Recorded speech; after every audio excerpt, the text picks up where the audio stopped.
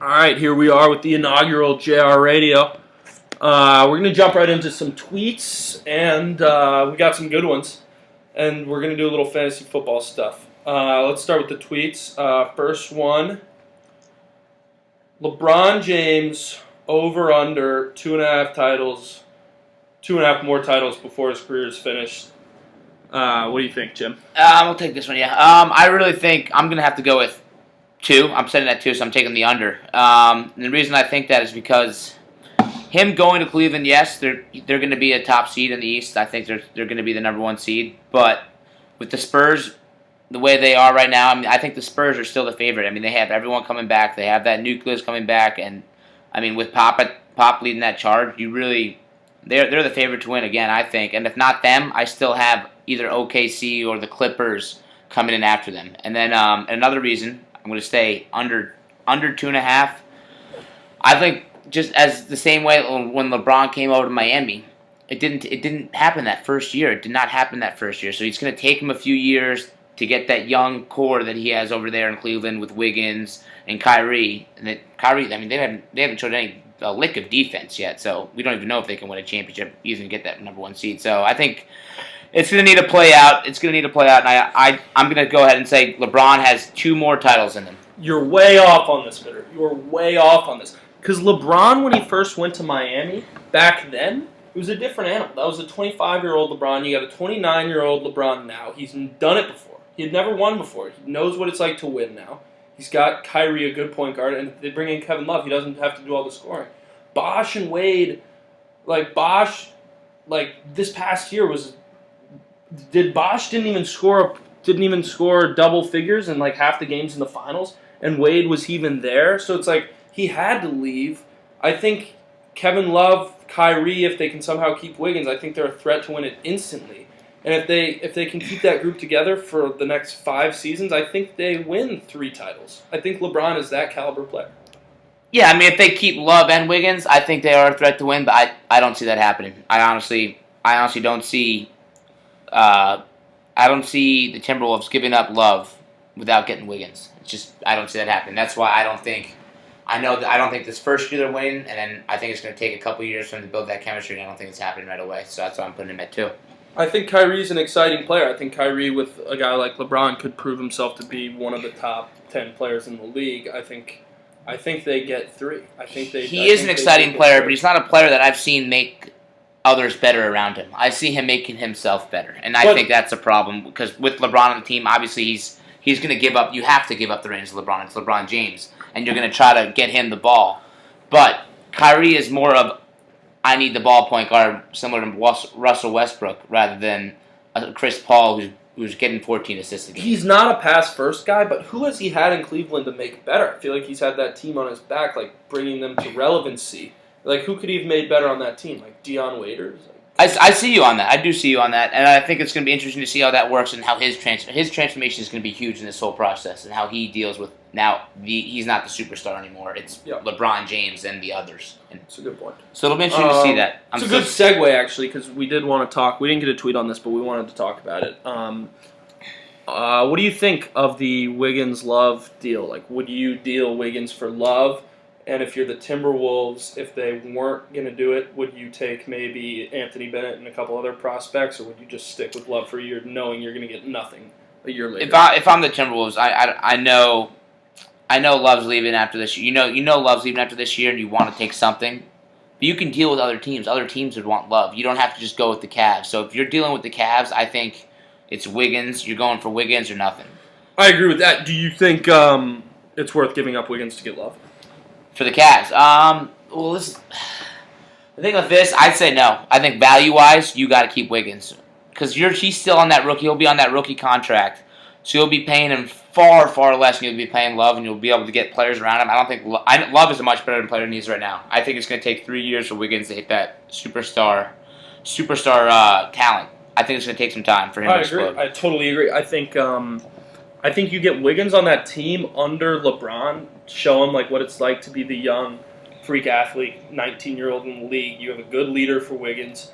And then another thing with Love is everyone says he'd sign a long-term deal with Cleveland. I don't know if that's true because if they have Kyrie on 20 a year or 19 a year, whatever he's getting, and then you give LeBron the max, which is 22 and a half or whatever it is. Which is going to go up after 2 years when he re-signs again when that new TV deal comes so up. then it's Love might have to take like $4 or $5 million less a year, and at the same time live in Cleveland. I don't know if that's a lock. So I think you stick with Wiggins. I think you got a good thing there. He could be a superstar. If he turns out to be, you have 5-6 years with Wiggins, Kyrie, LeBron, and that's just titles waiting to happen, and that would just guarantee you got guys coming in wanting to play for them. Guarantee my over bet. Mm-hmm. Yeah. We'll see how that works out. Wiggins is nothing yet. Right now, he's a rookie. Yeah, no, it's a stretch. Let's hit another tweet. Yeah, this was a good one. From South Beach, actually. Do you think the Heat will finish above or below, better or worse, than the 5 seed in the East in the upcoming season? A lot of Heat fans out there and a lot of basketball fans out here. I like the tweets. Keep them coming in. This one, I'm going to have to go the Heat. A lot of people are, LeBron left, and you saw there was like a 3-1 odds at first for them to win the title when LeBron was still there, and he left, and they dropped down to 100-1. That, to me, is ridiculous. Just in the fact that they lost one player, yes, the best player in the world. That's it. They have Wade back, Bosh back, Chalmers back. I mean, I know I'm not saying Chalmers is a good player. I'm not saying that by any means. But I'm saying the chemistry is still there. There is still chemistry within that organization. And they added Deng, who is an all-star in the East. He's an all-star player. He can play both ways. He played under a great coach. He knows tough defense. He knows how to play offense.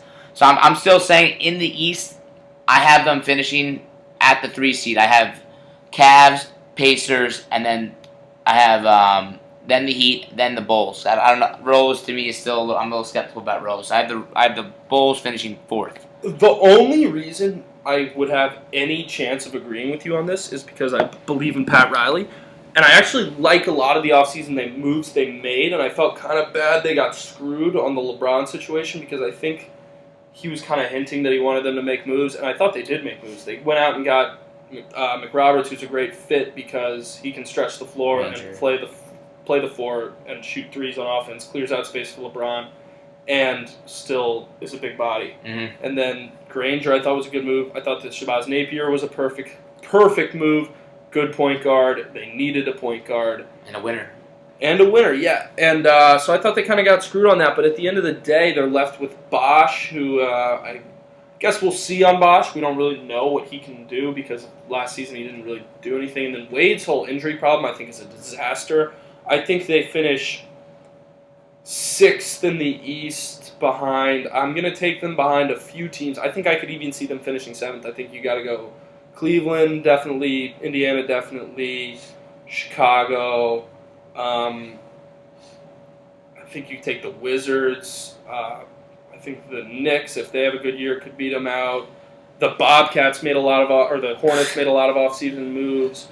I like them 6th behind the Cavs, Pacers, Bulls, Wizards, and Knicks. They're better than a 4 seed. They're better. I've been getting crushed by my audience with this stuff, and you're with them. You're with the audience on that, and I think it's ridiculous. I don't see them dropping off that much. They're the best team. They're the best team in the East. They lose one player and they gained another, so they lost the best player in the world, but they gained an all-star too, and kept a good amount of guys in that rotation. I have them at least a 4 seed. I'll say one thing: we're going to find out how good of a coach Eric Spoelstra is here pretty quickly. Will. Yeah, absolutely. Fantasy strategy? Do some fantasy Yeah, stuff? we're going to make this transition in. Enough basketball. We had this just kind of on our rotation. We wanted to talk about this later on in the show, and that's everybody's favorite season coming up, and that's football season. And a little even better than watching the games is having a fantasy team. So that's where we're going to start talking. Me and him actually did a mock draft. We did a few of them. We just did one, yeah. We just got done with one of them, and Rob had some pretty interesting things you want to talk about. So let's hear it. I saw some depth at some spots that you normally don't see much. Running backs are always tough to come by because you really do need 2 solid ones. Like you can't be the guy picking up a waiver wire running back who's gonna you pick up like McCluster and you're like hoping he gets like 30 receiving yards and like 20 rushing yards and scrapes by with 5 points, and then he always ends up with 2. You can't be in that position, so you have to get 2 running backs. And this year you can do it.